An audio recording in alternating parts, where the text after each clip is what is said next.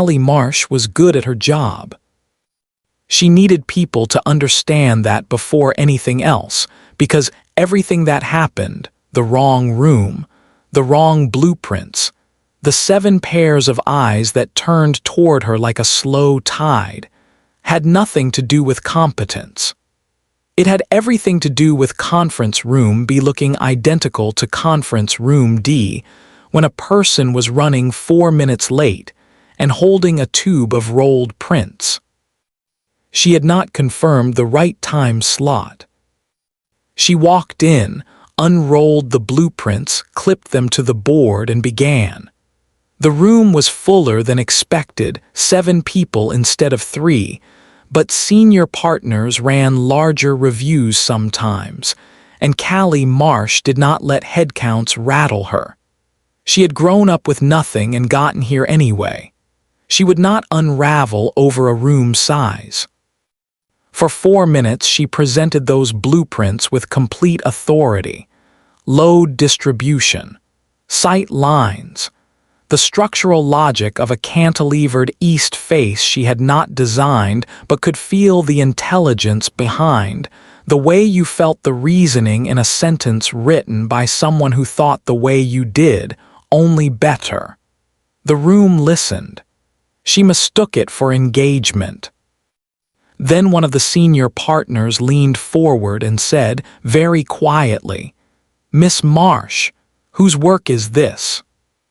She looked at the title block. Calloway N. Unpublished, CDG Internal, do not distribute. The silence had a shape. She felt it press flat against the room. One thought surfaced. Do not apologize more than once. She said she had the wrong room, that she would return the prints, that she was sorry for the interruption. Once, cleanly, without performance. Then she unclipped the blueprints, rolled them with steady hands, and prepared to become someone who had never been in this room. That was when she saw him. Far end of the table, not the head, which was why she hadn't registered him when she walked in. Dark hair, dark suit, expression that gave nothing. He had been there the entire time, watching all 4 minutes of her presenting his unpublished work to his senior partners, and he had said nothing. Nate Calloway looked at her the way people looked at something that had surprised them, in a way they were still deciding how to categorize. Not anger, not contempt, something else entirely, and the fact that she couldn't name it was worse than if he'd simply asked her to leave. She walked out. In the hallway, prints tucked under her arm, heart hammering where no one could see it, she made herself breathe. What did a man like that do with a mistake like this? She had absolutely no idea. 2 weeks after the conference room, Callie was assigned to Nate Calloway's project team. Not disciplined, not quietly managed out. Assigned, her name on the roster alongside architects who had been at the firm for years. She told herself it was standard rotation. She told herself this with the conviction of someone who knew they were lying and had decided to do it anyway. The first team meeting, he critiqued every section without softening anything. Precise in a way that left no room for ambiguity, which some people found unkind and Callie found clarifying. When he reached her section, he stopped. "This works. I want to know why you made this choice." Not good work, not interesting approach. A question that assumed she had a reason and wanted to hear it. She answered. He nodded once, single, unhurried, and moved on. She thought about that nod for the rest of the day. "He put you on his team," Jordan said that evening, not looking up from her book. "It's standard rotation."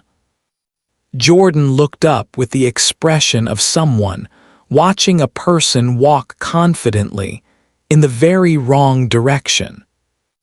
Callie went back to her laptop. The weeks settled into a rhythm she didn't trust herself to examine. She began noticing things she had no professional reason to notice. The way he read blueprints with his whole body angled in. The way the room went quieter when he spoke, not from fear but attention, people leaning toward him without realizing it. The specific tightening of his jaw when a design was technically correct but structurally dishonest, built for appearance and not for what held it up. She noticed that. She noticed that she noticed it, and she filed it under things she was not going to examine directly. One Tuesday evening, most of the floor emptied, they ended up reviewing specs at adjacent drafting tables. The work was good. The silences between exchanges were longer than necessary and neither of them remarked on it. She answered his questions precisely. He listened completely, without checking his phone, without glancing at the door. When she gathered her things to leave, he said her last name, then caught himself, then said her first name instead. Quietly. Like he hadn't decided to, he didn't correct it, she didn't mention it. She stood at the elevator looking at the button and understanding, with unwelcome clarity, something she wasn't ready to name. He had used her last name in every single meeting and her first name exactly once, at 9:47 on a Tuesday night when the office was empty. He didn't correct it. She told herself it was nothing. She told herself that for 11 days straight. The Meridian Tower pitch was the biggest meeting Calloway Design had scheduled in 3 years, and the week before it happened the floor was quieter than usual, people arriving earlier. A focused tension that settled over an office when something genuinely mattered. Callie had spent 2 weeks on her section, the structural analysis of the tower's north face, a problem the senior team had solved adequately. She had solved it differently, not to stand out, because the conventional approach had a load distribution issue nobody had flagged, and she could not unknow it once she'd seen it. She flagged it, solved it, put it in the proposal without announcing it. In the pitch meeting, the clients paused on her section, asked questions about it specifically. She answered. The room shifted the way it did when something had landed, and Callie kept her face professional and did not look at Nate. Afterward, in the corridor, just the two of them, he said, "That was the detail that won the room." Then he walked away before she could respond. She stood there holding 8 words. 8 words and you're gone, Jordan said that night. I'm not gone. You have the face. What face? The face you make right before you ruin something good, said without cruelty, which made it land harder. 3 days later, working late, Callie pulled Nate's original blueprints from the reference files, the ones from the wrong conference room, properly filed now. She spread them on the drafting table to study the east face. He came in 20 minutes later, saw what she was looking at, and didn't ask her to leave. He pulled a stool to the opposite side of the table and sat down. They worked in parallel for an hour. He noted something about the sight lines. She disagreed and said why. He considered it the real kind, not the performative kind, then told her she was right about one thing and wrong about another, and explained the difference. It was the best conversation about architecture she'd had in 3 years, and she was aware of that while it was happening. At some point they were both leaning over the same section. The proximity was professional. The silence was not. He turned his head. She was already looking at him, 4 inches between them. His phone rang. He answered. His voice shifted instantly, measured, contained, the version of himself that kept everyone at a managed distance. She watched it happen in real time. By the time the call ended, she had her coat on and was at the door. She paused at the door, one beat, did not say what she'd almost said. Neither did he. The firm's annual gala was held every October at a venue on the 32nd floor of a building Calloway Design had worked on. Everyone went. Absence was noticed. "He hasn't been in 3 years," Jordan said the morning of quietly. "If he shows up tonight, it means something." Callie didn't ask what. She had a theory she wasn't sharing. He was there when she arrived. Near the windows, a glass he wasn't drinking from, positioned at an angle that suggested he'd been watching the entrance without admitting it. He found her within 10 minutes. He did not explain why he came. He didn't need to. The night moved in small moments. He brought her the right drink without asking. They argued about a conversion project visible through the north window, whether the new facade respected the original structure or merely tolerated it. She said tolerated. He conceded without making a production of it. Later she laughed at something he said and he went quiet for a beat, the way people went quiet when they were trying to hold something before it passed. They left together. Not dramatically. The quiet, inevitable way things ended when they had already been decided somewhere earlier in the evening. She woke to gray morning light and the particular silence of a room where something had shifted overnight. Not loud, not obvious. The way a structure settled, barely perceptible until you looked at the walls and noticed the crack.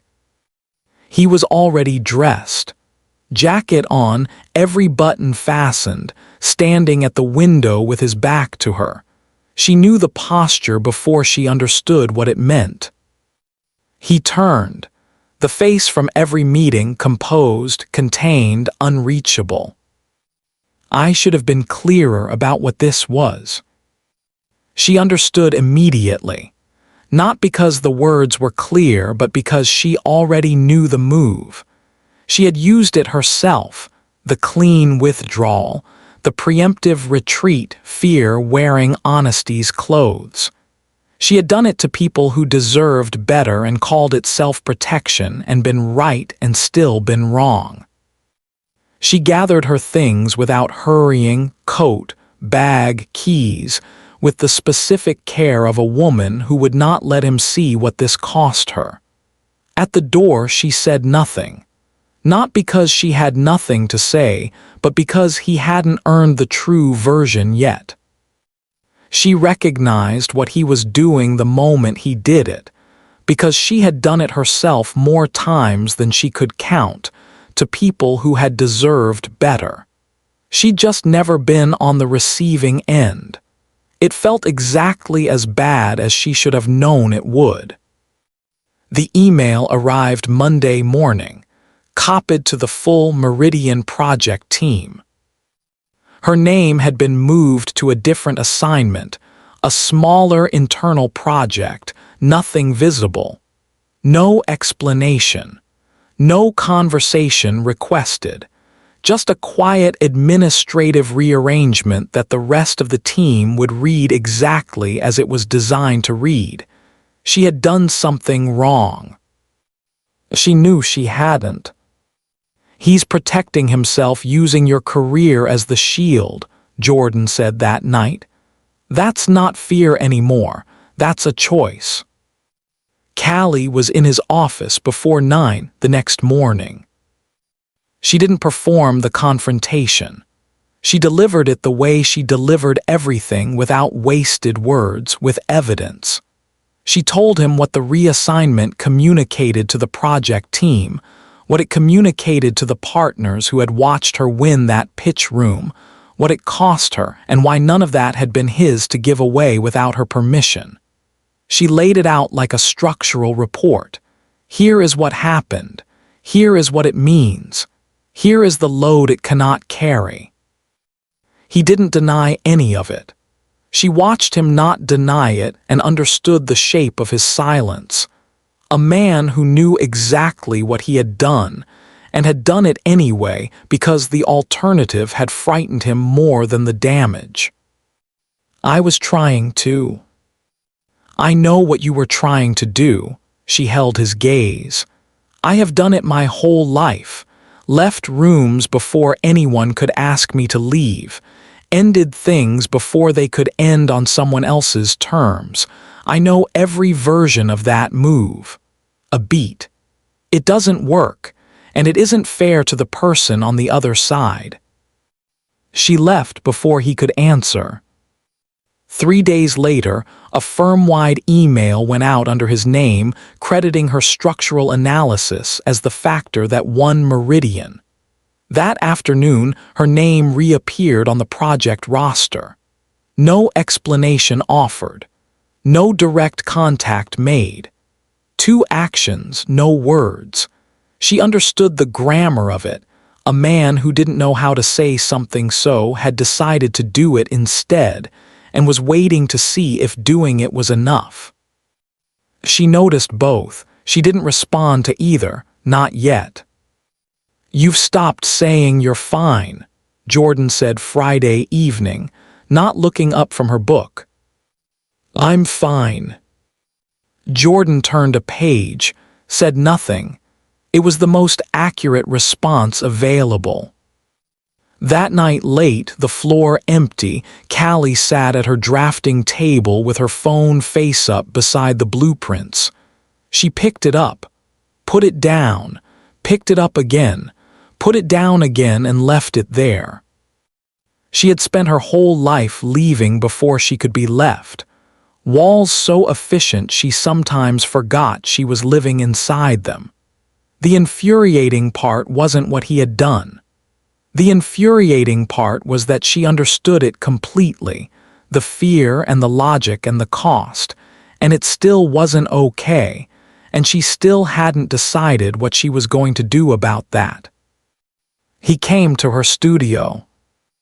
Not the office, not the conference room or the corridor or any of the neutral professional spaces they had been using to manage the distance between them.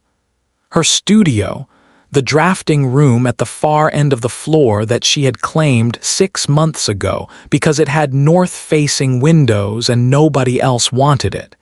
He knocked. He waited. He came in only when she told him to. She noticed that. She filed it. He didn't open with an apology. He opened with the thing she hadn't known, the full version, stated plainly, without performance. 3 years ago, the ceremony had been at the venue on the 32nd floor. His firm, his colleagues, his entire professional world seated in rows. The woman he had planned to marry had left during the ceremony itself. Not before. Not the night before in a private conversation. During, in front of everyone. He had not been back to that building until the night of the gala. I went because of you, he said. I didn't plan it that way. I'm not sure I decided it consciously, but that's the reason. Callie looked at him for a long moment. Why the reassignment, she said. Why not just talk to me? He was quiet. Not the managed silence from the morning after the gala. This was something different. The silence of a man trying to find the most honest version of a true thing. Because I didn't know how to want something this much and not ruin it, he said. I've only ever known how to protect it wrong. She understood that. She understood it in the specific way you understood something you had spent years doing yourself. So she told him, not as a performance, as a report. Here is what she had found in herself. Here is what it meant. The pattern of leaving before she could be left, the self-sabotage so practiced she had stopped noticing it as a choice, the way she had been 1 foot out the door from the moment she understood she was falling. She laid it out like a structural finding, because that was the only way she knew how to be honest about something that cost her this much to say.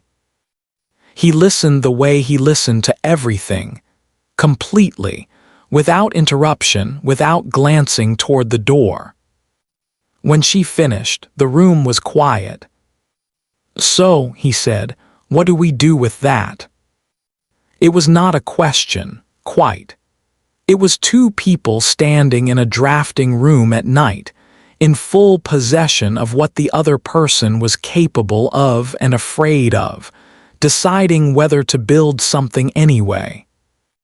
"We could try," she said, knowing all of it. "That's what I came here to ask." They didn't kiss. They didn't make promises. They stood on the same side of the drafting table for the first time without a set of blueprints between them, and that was enough. The audience had been waiting for this since the corridor after the Meridian pitch. It arrived quietly, the way the right things usually did. 3 months later, Meridian Tower broke ground. The press release credited the structural insight on the north face. She read it on her phone on the sidewalk outside the firm, and he was standing next to her when she did, and neither of them said anything about it. 6 months after that, she presented her first solo project to a room of clients and partners. His name was in the acknowledgments, not as her employer, not as her partner, as the person who had taught her that a load-bearing wall was only a weakness if you refused to acknowledge it was holding something up. The room noticed. Neither of them explained it.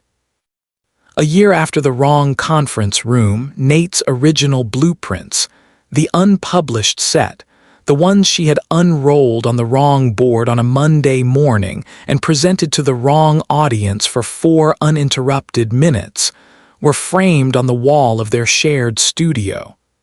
No title plate, no explanation, just the drawing and the date and the name on the title block that she now knew by heart. She had walked into the wrong room on a Monday morning and presented the wrong blueprints to the wrong audience. She had spent 6 months believing that was the worst thing that could have happened to her. It was, without question, the best mistake she had ever made. His name was on every page of it.